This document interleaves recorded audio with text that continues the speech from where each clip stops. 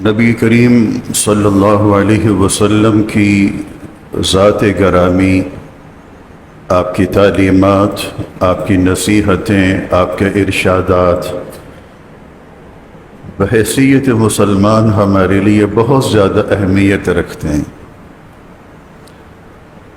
اللہ کے رسول صلی اللہ علیہ وسلم نے کسی جگہ صحابہ کرام کو حلال و حرام کی تمیز سکھائی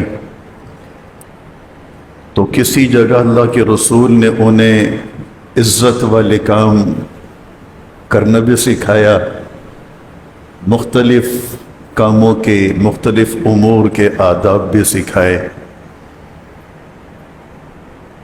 ان تمام کاموں میں ایک بات اور ہے جو بہت زیادہ اہم ہے، اپنے سے چھوٹوں پر شفقت کرنے کا طریقہ بھی سکھایا۔ خود بڑے تھے نا، بہت بڑے تھے، صحابہ کرام ان کے مقابلے میں بہت چھوٹے تھے، تو کبھی جب اللہ کے رسول صلی اللہ علیہ وسلم کو نظر آتا تھا کہ یہ لوگ جنت کے شوق میں، اللہ تعالیٰ کو راضی کرنے کے جذبے میں بہت زیادہ اپنے آپ کو مشقت میں ڈال رہے ہیں، تکلیف میں ڈال رہے ہیں، تو نبی کریم صلی اللہ علیہ وسلم ان کو بلا کر بڑی محبت سے، بہت پیار سے سمجھاتے تھے کہ دیکھو ایک دائرے میں آ جاؤ، اپنے جسم پر اتنا بوجھ ڈالو جتنا برداشت کر سکتے ہو، جتنا نہیں برداشت کر سکتے ہو اتنا نہ ڈالو، بیمار ہو جاؤ گے، تمہیں تکلیف ہوگی۔ مجھے نہ دیکھو، مجھے نہ دیکھو، مجھے اللہ تعالیٰ نے بہت زیادہ قوت عطا فرمائی ہے، طاقت عطا فرمائی ہے، تو مجھ سے مقابلے پر آؤ گے کہ میری طرح کے کام کرو گے تو اپنے آپ کو مشقت میں ڈال دو گے، یہ اچھا نہیں ہے، یہ ٹھیک نہیں ہے۔ میں آپ کو اس پر ایک دو مثالیں دیتا ہوں۔ نبی کریم صلی اللہ علیہ وسلم اپنے حجرے سے باہر نکلے، مسجد نبوی میں تشریف لائے،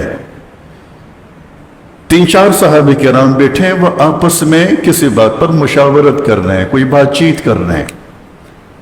اللہ کے رسول تشریف لائے تو یہ تینوں کھڑے ہو گئے۔ نبی کریم صلی اللہ علیہ وسلم نے ان سے دریافت فرمایا، کیا بات کر رہے ہو؟ تمہاری بیچ میں کیا گفتگو چل رہی تھی؟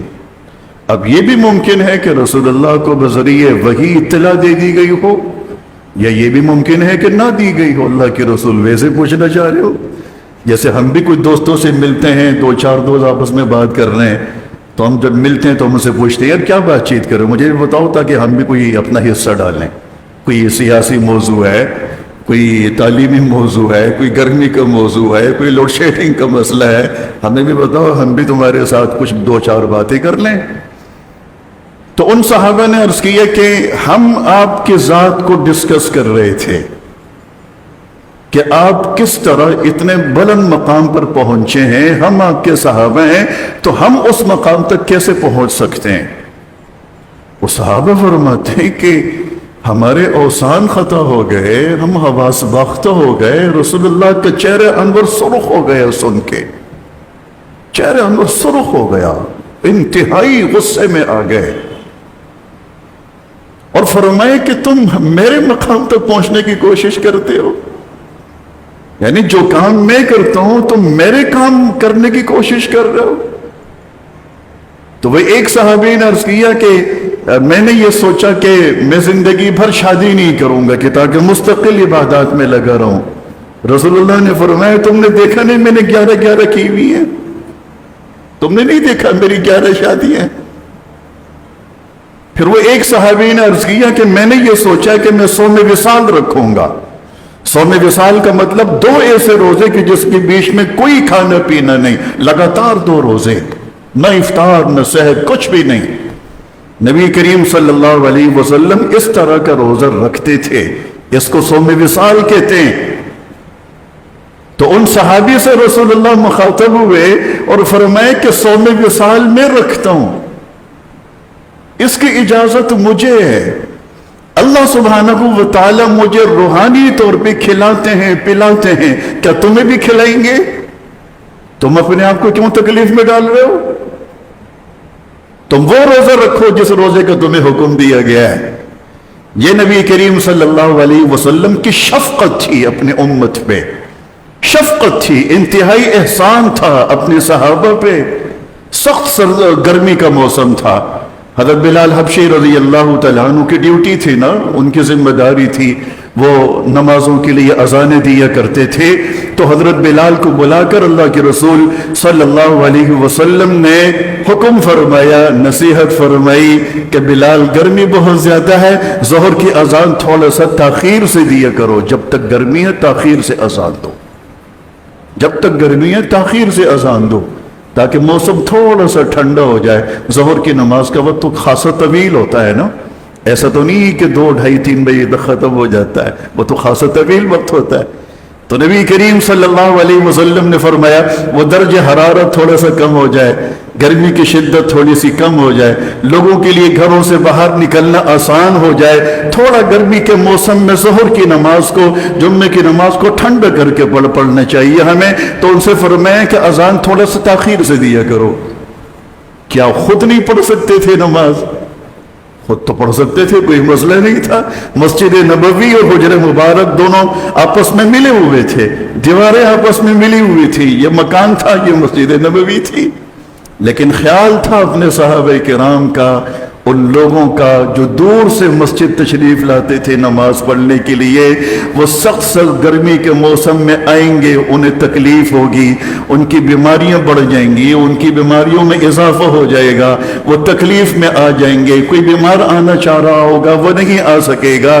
तो फरमाया कि थोड़ा सा हम मौसम को ठंडा करके पढ़ेंगे तो सबके लिए आना मुमकिन हो जाएगा और आसानी हो जाएगी। ये नबी करीम सल्लल्लाहु अलैहि वसल्लम की शफकत थी, अपनी उम्मत के लोगों पर शफकत थी, आपका एहसान था, आपकी तरफ से एक रहम वाला मामला था कि साहबे किराम तकलीफ में न आ जाएं, बाद वाले लोगों के लिए भी सबक हो जाए और नसीहत हो जाए। हजरत अबू हाजिम थे, हजरत कैस के वालिद थे।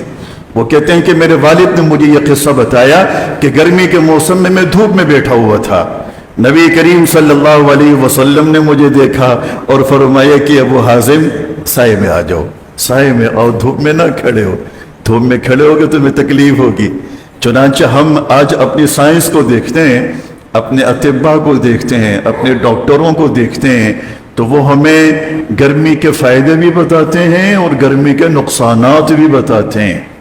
गर्मी के फ़ायदे भी बताते हैं, गर्मी के नुकसानात भी बताते हैं। गर्मी के फ़ायदे बताए जाते हैं कि ये फसलें पक जाती हैं, फल पक जाता है, इंसान के जिस्म के अंदर जो जहरीले किस्म के जरासीम होते हैं वो मर जाते हैं, वगैरह वगैरह। मेरे घुटने में एक वक्त तकलीफ़ शुरू हुई तो 1-2 डॉक्टरों ने मुझे कहा कि सुबह इशराक के वक्त जो कच्ची धूप होती है उसमें आधा पौन घंटा बैठा करें।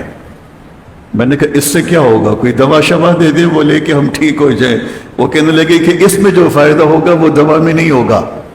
तो आजकल तो हर चीज गूगल पे मिल जाती है, हम सबको शौक है थोड़ा सा वहां बैठ के हम देखना चाहते हैं कि इसके क्या फायदे। तो फिर गूगल के सामने बैठ के हमने उसको देखना चाहा कि जी ये जो सुबह सवेरे की जो धूप होती है, जिसको कच्ची धूप कहा जाता है, यानी सूरज निकलने के फौरन बाद 1 घंटे के अंदर अंदर की धूप, 1 घंटा 1.5 घंटा, तो उसके बारे में अतिब्बा ने जो उसके फायदे लिखे हैं, इतने फायदे कि हमारी ग़िज़ाओं में वो फायदे नहीं, डॉक्टरों की बताई हुई दवाओं में वो फायदे नहीं। वो कहते हैं कि आप चंद रोज इस धूप में बैठ जाएं, आपके हड्डियों के, जोड़ों के, घुटनों के जितने दर्द है ये सारे अल्लाह खत्म फरमा देगा। ये कुदरत ने इंतजाम फरमाया है, कुदरत ने हमें बनाया। और फिर अल्लाह सुब्हानहू व तआला कुरान करीम में बार बार फरमा रहे हैं ना कि ये सूरज भी तुम्हारे लिए, ये चांद भी तुम्हारे लिए, सुबह शाम का ये जो वक्त है ये भी तुम्हारे लिए, ये जानवर भी तुम्हारे लिए, ये पानी भी तुम्हारे लिए, ये सब कुछ तुम्हारे लिए। तो अल्लाह ताला से ये पूछना चाहिए कुरानी आयत की रोशनी में, नबी करीम सल्लल्लाहु अलैहि वसल्लम की रिवायात और अहादीस की रोशनी में कि ये जो सूरज हमारे लिए, इससे हमारे लिए क्या फायदा है और हम इससे फायदा किस तरह हासिल कर सकते हैं।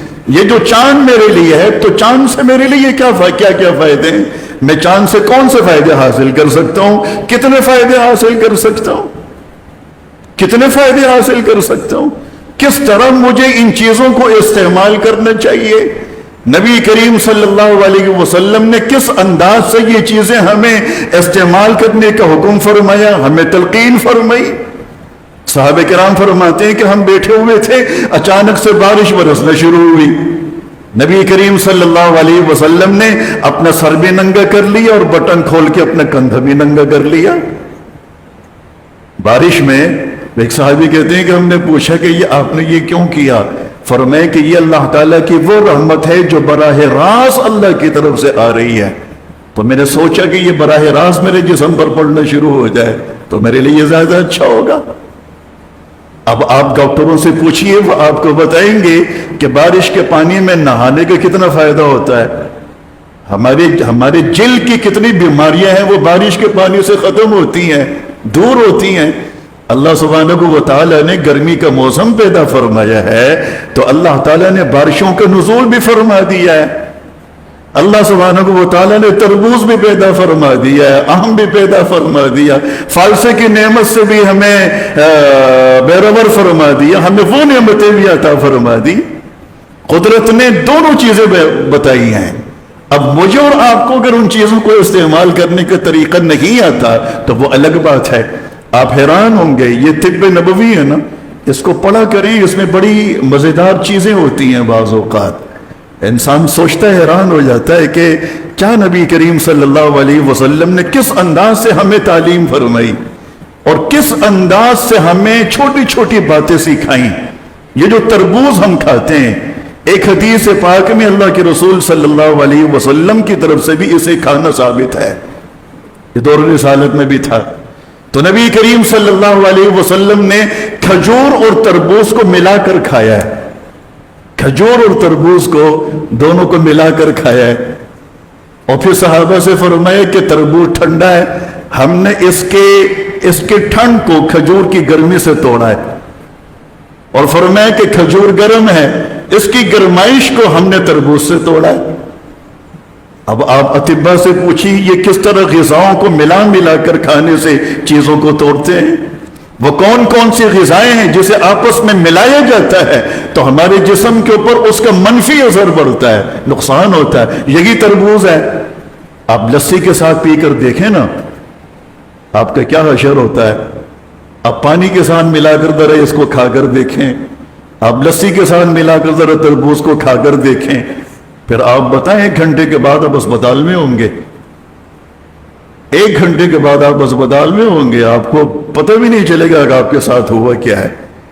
हर चीज के साथ थोड़ी मिलाकर खाई जाती है। ये जो शादी ब्याहों में मुख्तलिफ किस्म की ग़िज़ाएं, मुख्तलिफ किस्म की चीज़ें हमारे सामने रखी जाती हैं और हम चाहते ये हैं कि हर चीज़ हम खा लें।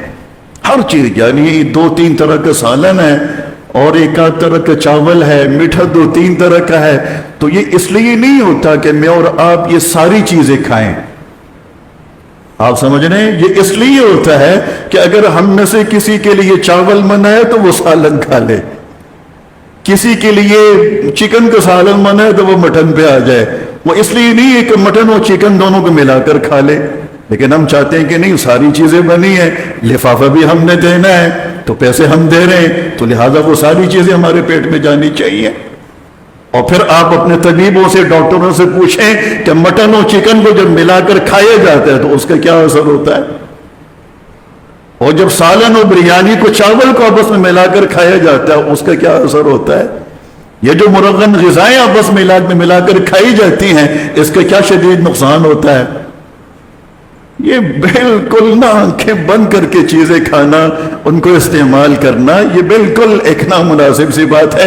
मैंने आपको एक मिसाल दी है तिब्बे नबवी से, ये भरी पड़ी है पूरी तिब्बे नबवी। जनाब मोहम्मदुर रसूलुल्लाह सल्लल्लाहु अलैहि वसल्लम ने ऐसा नहीं है कि हमें सिर्फ ये बताया हो कि वज़ू कैसे होता है, ज़कात कैसे देते हैं, नमाज कैसे पढ़ते हैं, तुम हज पे जाओ तो हज कैसे करोगे ना। सिर्फ दीन की बातें हमें नहीं सिखाई हैं, हमें बहुत सारी दुनिया की बातें भी सिखाई हैं।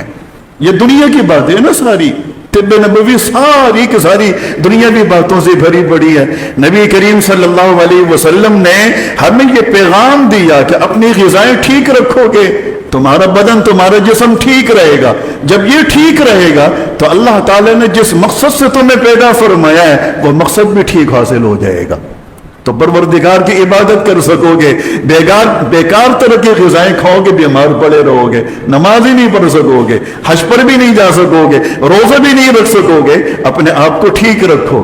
اسی وجہ سے ایک حدیث پاک میں آتا ہے, نبی کریم صلی اللہ علیہ وسلم فرماتے ہیں کہ ان مادی نعمتوں میں سے سب سے پہلے اللہ تعالیٰ جس نعمت کے بارے میں دریافت فرمائیں گے وہ آپ کو پتہ ہے وہ کیا ہے؟ حدیث میں کس نعمت کا ذکر آتا ہے؟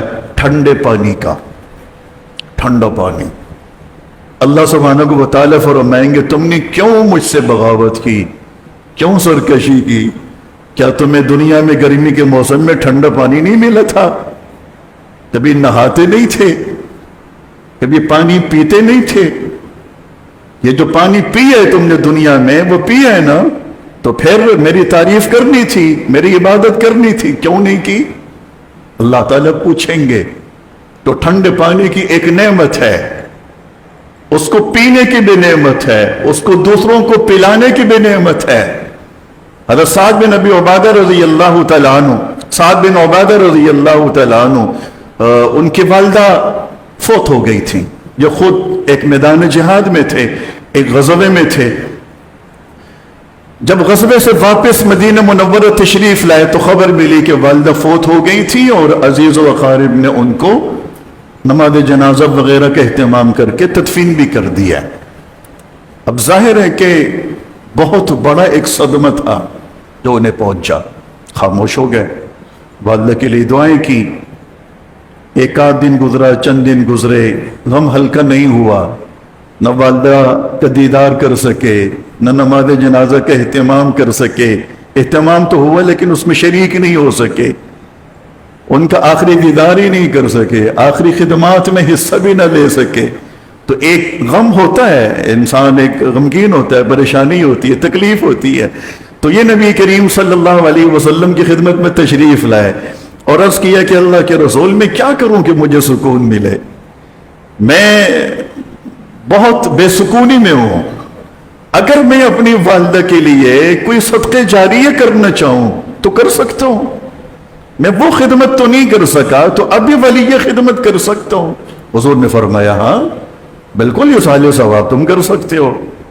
تو عرض کیا کہ دریافت فرمایا کہ پھر آپ مجھے بتائیں کہ بہترین جو صدقے جاریہ ہے وہ کیا ہے؟ فرمایا کہ پیاسوں کو پانی پلانا.